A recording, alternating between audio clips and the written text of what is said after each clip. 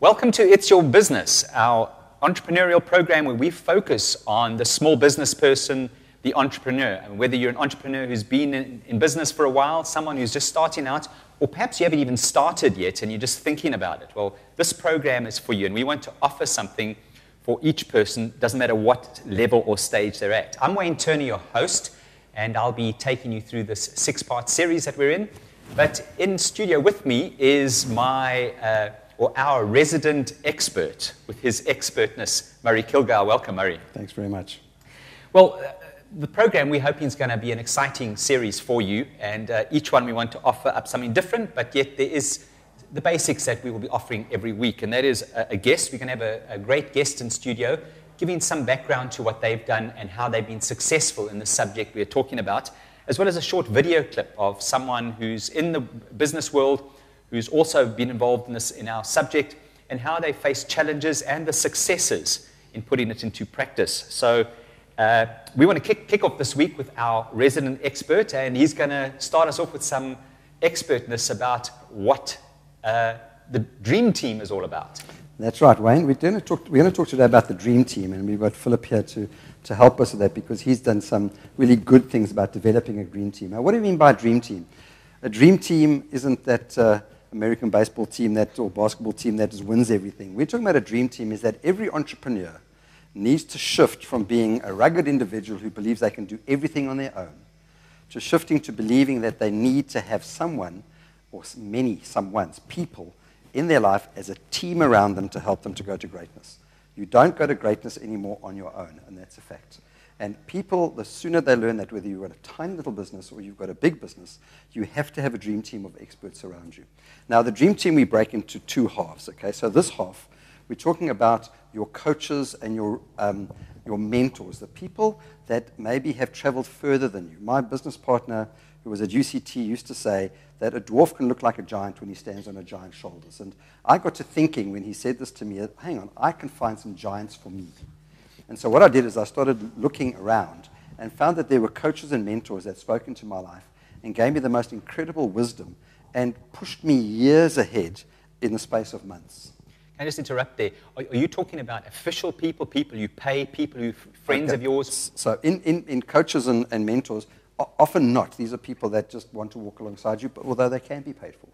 The other half is what we call resources. Now, these you can pay for, and these would be people that could have some kind of professional service that become part of your team. So let me give you some examples.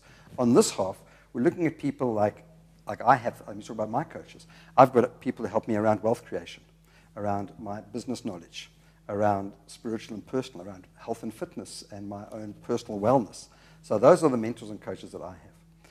In the area of resources, these are people that can help you around finance, tax, law, various people, and these should be part of your Dream Team. So when you put these two together, you're standing sort of here, and you're standing on their shoulders. And you get so much encouragement. So let me give you a couple of reasons I've written down here in terms of why it's valuable to have a Dream Team. Number one, you have wisdom on tap. You can read lots of books and watch lots of videos, but when you go and speak to someone and say to them, hey, I'm struggling with this, they can speak to you immediately. One of the people on my Dream Team is my paddling partner. And we go out and paddle in the ocean together, and we're a captive audience. So I paddle up to him and I say, hey, Peter, what do you think of? And he's got nothing to do other than just talk to me, and I kind of tap his wisdom out in the ocean. The other thing we found is that you get encouragement, especially when you're facing tough decisions and you're feeling discouraged or even anxious, and I'm sure Philip will talk about that a little bit, in terms of the value of a person in your life where you don't know if you're making the right decision, where your self-doubt is overwhelming you. And the third area is the ability to think out of the box and be creative. I found that a lot of the times I hit my own ceiling of complexity and I can't get through to the other side. And I find people on my Dream Team come along to me and they say, Murray, it's this, not that. Philip living in Bloemfontein, I went up there to his house a while back and he said, Murray, I've got some thoughts. Okay? He came down to Cape Town, we had a lunch together, and he said, I think you can do this with your business. It hadn't really entered my mind. And I stood on his shoulders and he said to me, this is what I can offer.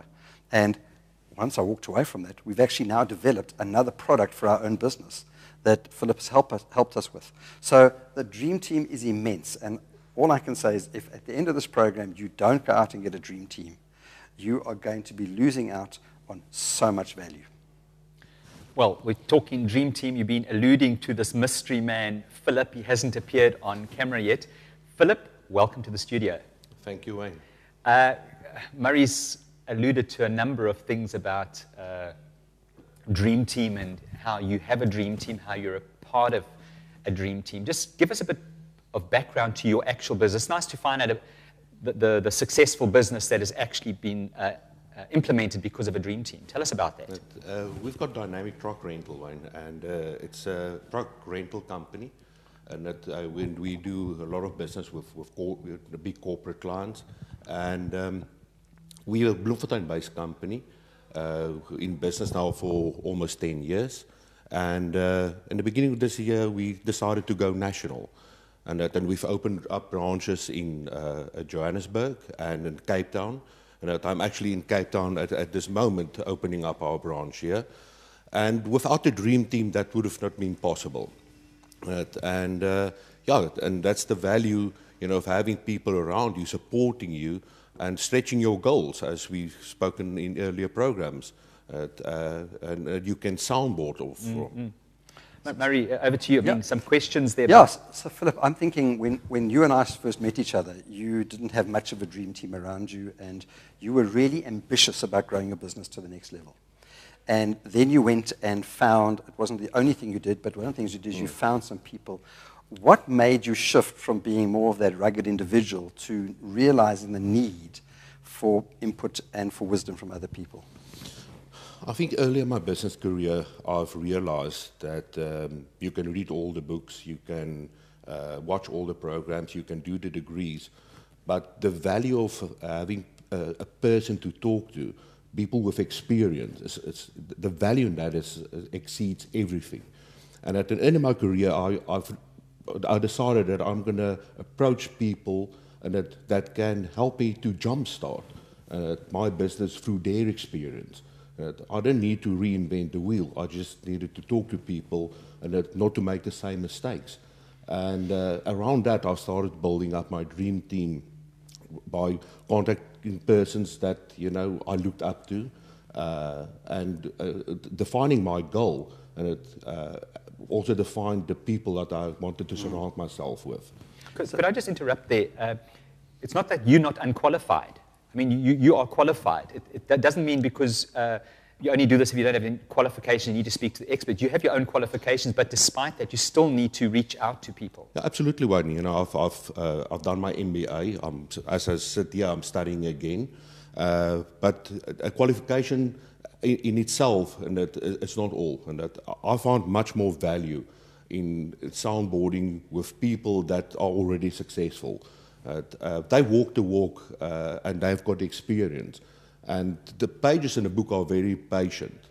But if you talk to someone who went through the emotional turmoil that going through a business, starting up your own company, I don't think there's even an MBA that could prepare you for the emotional turmoil of starting your own company.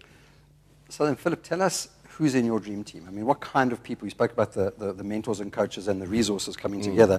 So you've probably got people in both sides. Yeah, absolutely. And maybe some that cross over both.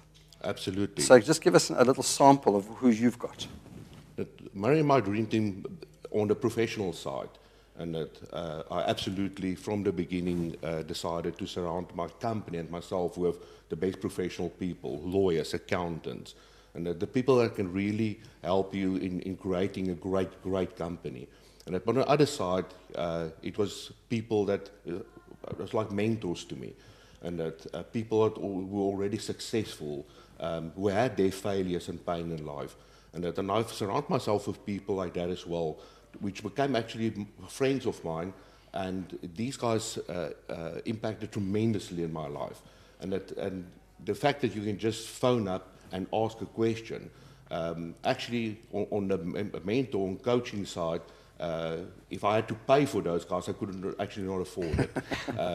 So that's the high value I put on those people's input in my life.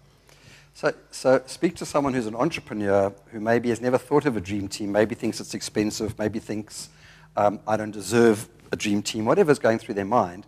But if they could just stand on those shoulders, that would be so valuable. What would you say to someone who's in that headspace right now? Well, I think every entrepreneur needs to have a dream team. And I think it's so important to surround yourself with people that will have a positive effect in your life and that can be honest to you. You need sometimes that advice.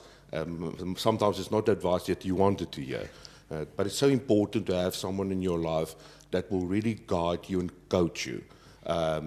Well, like yourself, and that you are my coach, and that's how we've met. You're actually the first one on my dream team, and then you were introduced to me through a mutual business friend of ours, and putting that team together, and that I would not have been in the position I am today without my dream team. We went through good times in our company, we went through bad times. We went through acquisitions, and we had national listed companies that wanted to buy us. And soundboarding that to our dream team and getting the right advice, we didn't sell eventually. And that was the best decision then. And without their experience, I would have made the wrong decision maybe then. Yeah. Philip, there's a proverb that says, faithful are the wounds of a friend. How has that impacted you in your world with friends that have had to put the... Tell it straight. It's, you will have, that honesty is very important, and it goes both ways. And that I had guys on my dream team wasn't the right fit at that stage. And we had to part ways, as hard as that may seem. You must remember your goal with your dream team is so that you can be successful and you can go to the next level. If you have a weak link in your dream team, and that will be it for you. So the whole object of a dream team is to have a strong mentorship around you. And if one of those dream team members don't fit the profile that you're looking for, you're going to sit with that weak link in your dream team. I mean, we've got a mutual friend who's on both of our dream teams. Yeah.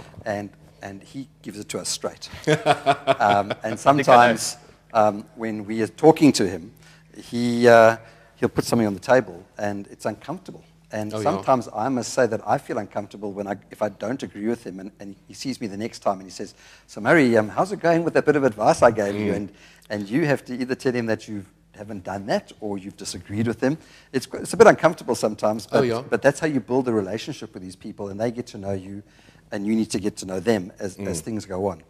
But now I'm thinking of people who are struggling to put a dream team together. Now, tell me what you think of this. The advice I give to people is, if you don't know what you're looking for, first thing to do is write down the kinds of help you're looking for.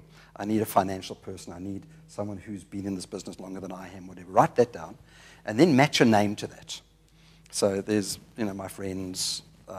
And then I say, go and have that person, take that person for lunch, and always take 5 questions in case the conversation dies. And put 5 questions down of questions you want to discuss around seeing whether there's a fit. They often come back from that point, because I say to them, always ask that person, would you mind if I contacted you again? And not one of them has ever come back from one of those lunches and said, no, the person said, don't bother. I say to the person, don't then assume they're on your dream team yet. Build a bit of a relationship where they're not on your dream team, but you're pursuing it. Yes. And maybe after 2 or 3 lunches or 3 or 4 meetings, there's that sort of that connection point. So it's not to just go out there and hook someone onto your dream team and there they are. Would you agree with that? Yeah, no, I agree. And I think that the first step, and you will be amazed how approachable even some of the top business people in South Africa is. And that you think that, you can't approach them, and that you don't have the courage to even talk to them. But you'll be amazed how approachable some of these guys are. And the important thing is, take them out for coffee. Pick up the phone, and ask them out, and book time in their diary, but don't waste their time. And have that questions ready, and see if it's going to be a fit for you as well. Some of the best guys out there is maybe not fit to be on your dream team, and just have a nice chat with them. As I said, to see if there's a fit. To see if there's a fit. And then maybe later on you invite them on. Absolutely, yes. I was saying to Wayne, I had a meeting once with a person who was getting onto my dream team, and I was helping him through some difficulties. And he said to me one day, he said, Mary, why don't you come and show me your business model and mail it to me, and I'd like to spend a few minutes giving you some advice. And I think you've heard the story, so Wayne's smiling here. And so I mailed this to him. It was a 2-page, and I was quite proud of how much I did. And he, a very astute businessman. And I met in his office, and he took this 2-page and kind of threw it across the desk at me. And he said, is this your business? I said, yes, with a kind of a proud smile. And he said to me, this doesn't make a moment of sense to me. I cannot even understand what you do, and I don't know how other people understand it. And someone hit me in the solar plexus, and I was basically gulping for air. And then he came for the uppercut, and he said to me, so how much money do you earn? He says, do you make a profit? Don't you make a profit? So my one-liner was, I said, I break even. So he said to me, anybody who breaks even is in debt. So that was the uppercut. So I walked out of there, and I was gutted. I thought, I don't have a business, and I don't even have enough money to have a business. And then he said to me, and I'd like to help you. And after he had been brutally honest with me, he sat with me and started putting pieces together for my business model that has helped me to this day, and he's still on my dream team, and he still helps me immensely. But I was absolutely shaken, and I thought to myself, do I want to make myself this vulnerable to somebody? But I'm sure you'll agree, you've got to be vulnerable, and you've got to be open and honest with these people to let them in. Otherwise, you're projecting a wrong view of reality. Absolutely. Because that is your goal, is to have a dream team and to get help.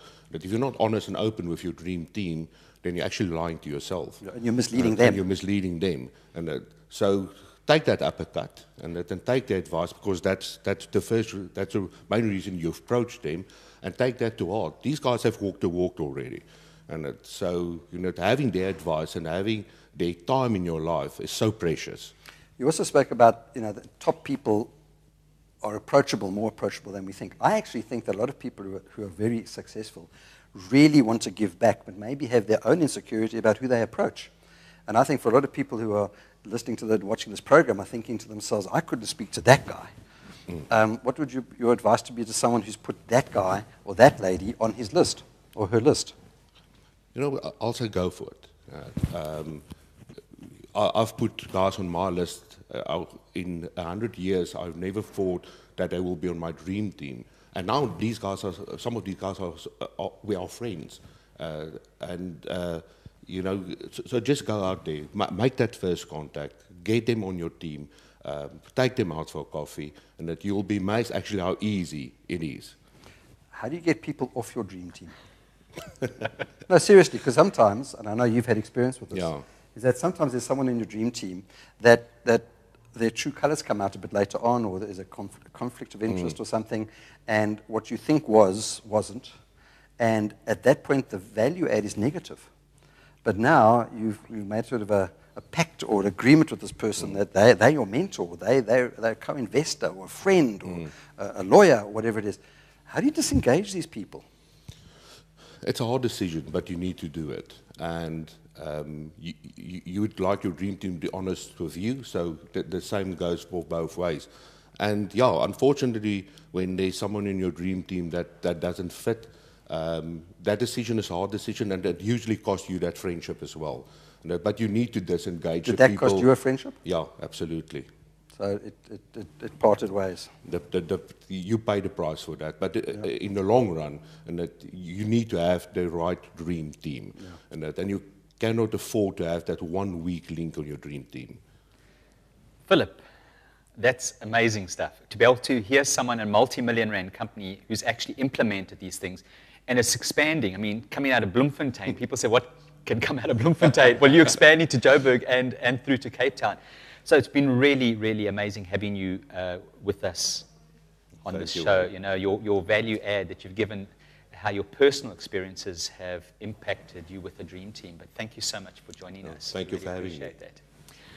Right, we're going to be going through to another clip, or our first clip rather, of someone who's actually implemented a Dream Team successfully. And we want to show you the clip, and we'll be back on the other side of this.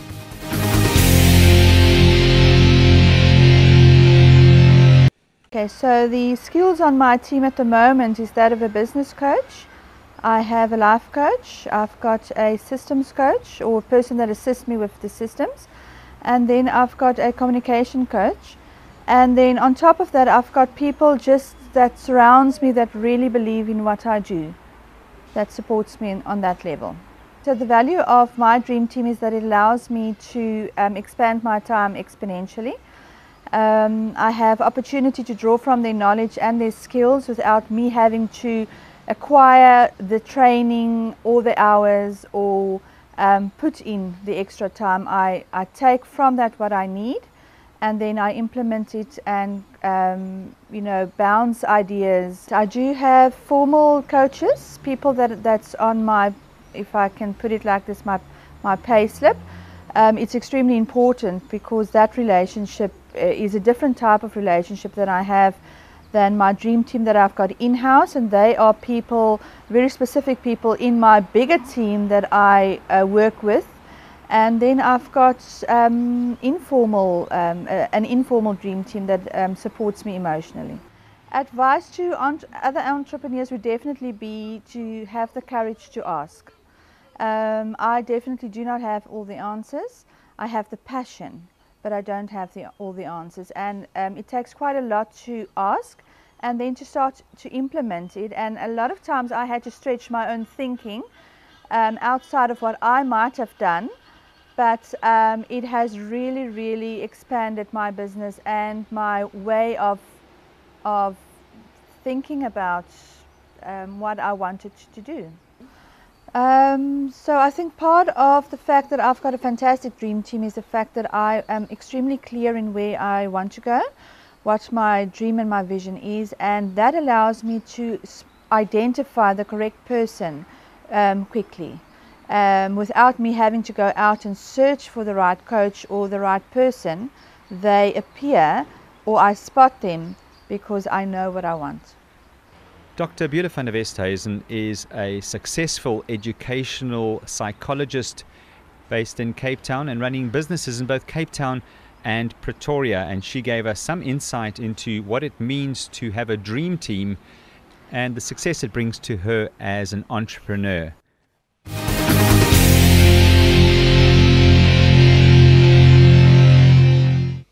And that was a clip about a person who has actually implemented the dream team and done it successfully.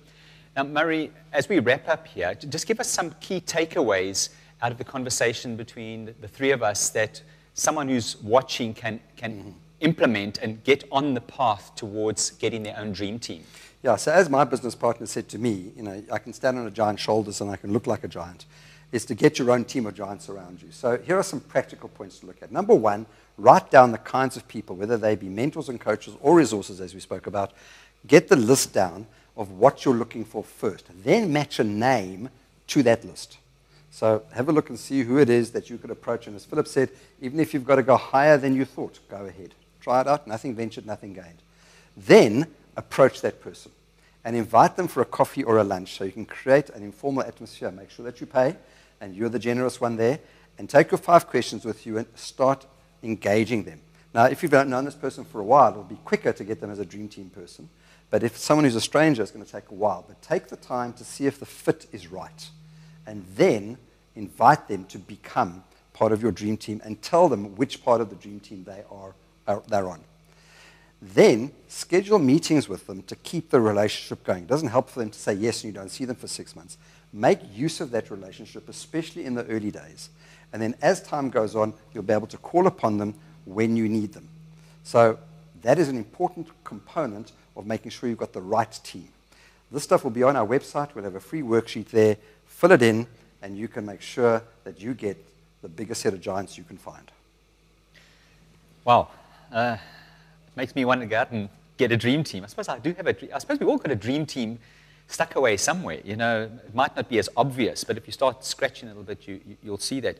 Great advice. And of course, www.murraykilgour.com, and look for the link, CTV, on the website, and you will find the different links to the different programs we've actually covered. Well, I mean, this has been a really great discussion. Philip, your challenges and your advice has been absolutely valuable. Thanks, it's been great having you on the show today, and we want to, I suppose we'll have to do some sort of feedback at different times. I don't know how we're going to do it. Maybe we'll do it on the website. People can just keep connected with the website and find out more about what we're doing in the different programs. And of course, go back to some of the previous programs. We are going to have the actual TV programs there as well. But I think that's all we have for this edition of It's Your Business. It's been great, as I said, having you along, Philip. Murray, thanks for being our resident expert and coming with all that knowledge. It does save me a lot of work on the actual program. But from the team here, our guest, Murray Kilgour, me, Wayne Turner, thank you so much for joining us on this edition. Tune in again next week. Remember the website, www.murraykilgour.com, and look for the CTV links. Till next time, ciao for now.